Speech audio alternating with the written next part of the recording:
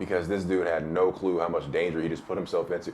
I'm a very peaceful person, very peaceful, but sometimes it's what's going on, folks. I'm Alan Sinclair, and through the course of my life, I've come to know a ton of people, but I'm not sure I know very many people who are similar to me when it comes to this. Very quick background. I grew up in a few neighborhoods that had lots of gangs, lots of illegal substances, lots of criminal activity, and I grew up with a lot of siblings. Background over. What I saw growing up as a kid was lots of violence, lots of stupidity, lots of substance use, lots of ignorance, lots of nonsense, lots of wastes of potential, lots of things that I knew at a young age that I did not want to become my life. As a little Alan Sinclair, as a little scientist, the only observation and association I could make at the time was that all of these people got high all the time, because that's all I knew of them. Sure, I knew their names, I knew where they lived more or less, but all I knew in general was that they display these negative behaviors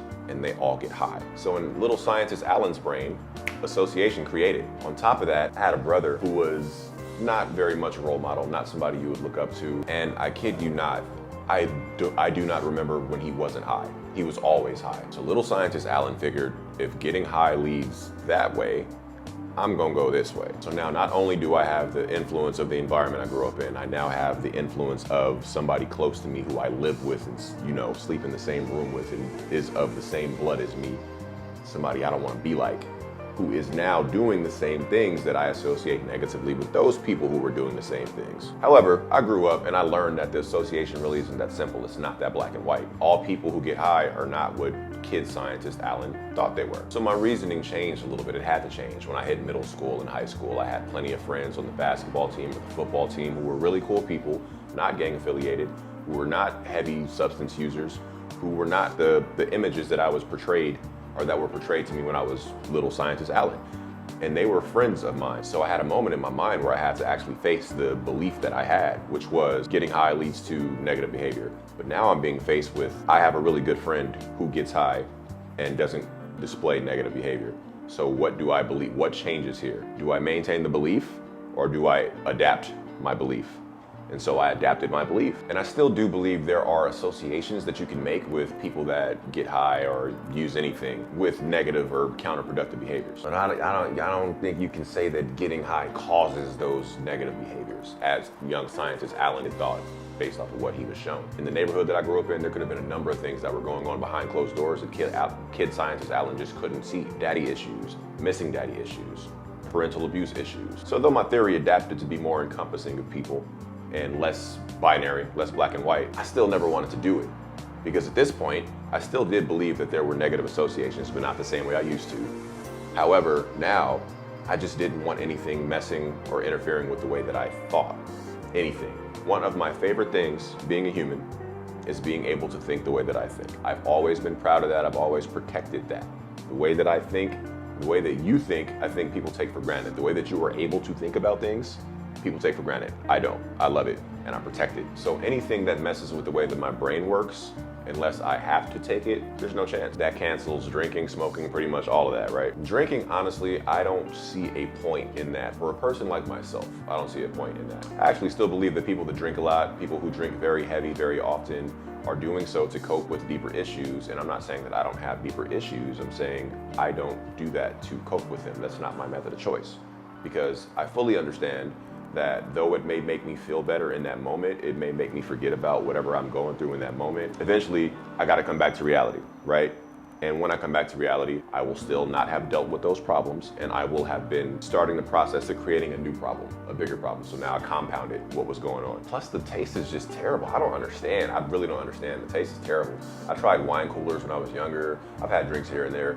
The taste is just terrible. To each their own though. So why do I say a person like me? Why do I say drinking doesn't make sense for a person like me? Because one, I am probably the most unbothered person you will ever meet when it comes to peer pressure, social conformity, social pressure, and things like that. Two, I care more about maintaining my personal value system than I care about meeting new people, fitting in with people, making new friends, keeping certain people happy. And three, like I said, I'm not a person who would use that method of coping to cope. I would use another method, like working out. So no judgment to you or anyone else who's watching this video. I'm talking to you like I would talk to my brother, sister, nephew, best friend, whoever, I'm talking to you in a way that is not sugarcoated. And the truth of the matter is, a lot of people that I know, in my life anyway, started drinking and or smoking because of the social benefit of it, the social aspect of it. A lot of these people in high school didn't feel popular, they didn't feel cool, they didn't feel welcome, they didn't feel wanted.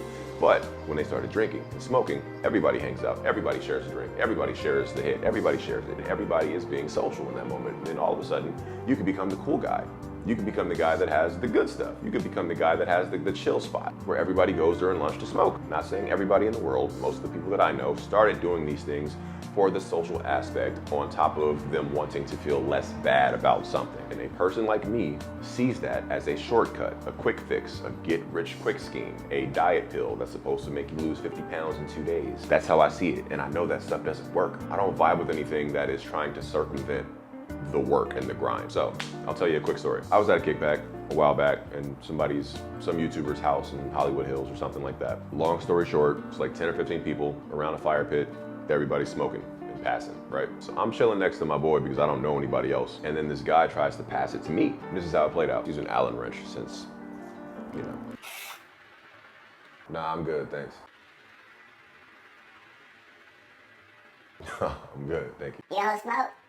Hey, whose man is this, man? This man don't smoke. Whose man? Who brought this dude? Whose man is this, huh? You don't smoke? How old is you, bruh? Just take a hit, bruh. Just take a hit and pass it. I'm good, thanks. Whose man is this, bro? You don't smoke. Just take a hit. Just pass it to her, or give it to me and I'll pass it to her. Why you getting your feelings so hurt that I don't want to smoke?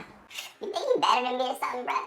You think you better than me? That's what it is. You think you better than me, right? This dude think he better than me, bruh. It doesn't really matter what I think. Clearly you think I'm better than you, otherwise you wouldn't have posed that question.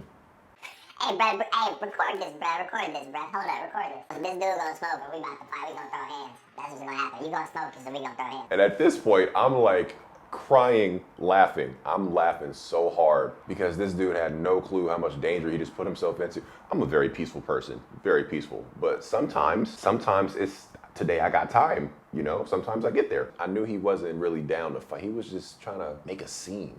He didn't want to fight. Hey man, look. I'm not gonna smoke. I don't care what you think. I don't care what anybody here thinks about me not wanting to smoke. If you want to fight, however, that's a different situation. We can definitely do that. We can go outside. You can bring your cameraman. Everybody can come watch it. I would love to fight you right now. If your ego is seriously that bruised that I didn't want to do something you wanted me to do, I'd love to give you some real bruises. I said we could do that for sure, bruh. If you want to, tell your cameraman to come on. We can go outside. Let's go outside. Nah, bro, chill. I'm just playing with you, bro. Why you so serious, bro? Whose man is this, bro? Why you so serious? You need to calm down. That's why you need to be smoking this right here. For a little bit of context, I was probably like 215 at the time. This dude had to weigh like 165. After I got up, me and my boy got up, kind of walked away from that situation. People were saying, oh, that's so cool you don't smoke. That's so cool you don't smoke or drink. That's good for you. That's good. I wish I didn't smoke or drink. I want you to think about that for a second though. This guy was so personally offended that I wouldn't take a hit that he made this huge scene. He tried to shame me and he claimed he wanted to fight. All that to say this, it doesn't really matter what people want you to do. If your value system is morally sound, don't compromise on it, period, unless you choose to. And if you have a value system that says you want to choke lizards or something like that, you should probably compromise on that one. Me, for example, I try to get people to adopt dogs. I have to understand that not everybody loves dogs. Everybody's value system is not the same as mine when it comes to dogs or pets. So people don't compromise. If they don't want to adopt a dog, they're not going to adopt a dog. I totally respect that. I still think if that's you, I think you're despicable as a human being, but I respect you as a despicable human being. Does that make sense? So no, never been drunk, never been high, and now you know why. I got bars. If you're the same as me, if you're the same kind of person and you've never been drunk or high and people try to shame you for it, don't let that bother you. Please don't let that bother you. You're not doing anything wrong. You're not a square. You're not missing out on life. If that's your value system, don't compromise on it. It's that simple. And forget everybody else and what they say. It's not your problem that they are uncomfortable or insecure within themselves because when they come up against your value system, they see a reflection of themselves that they don't like. Does that make sense? You feel what I'm saying right there? You get me? You feel me? Oh, by the way, if this video gets 5 million views in like 2 or 3 months, I will get high and drunk and I'll record both of them and put them on YouTube. I'm actually serious. My value system is strong, but I'm willing to compromise for that. You are loved and appreciated. See you soon.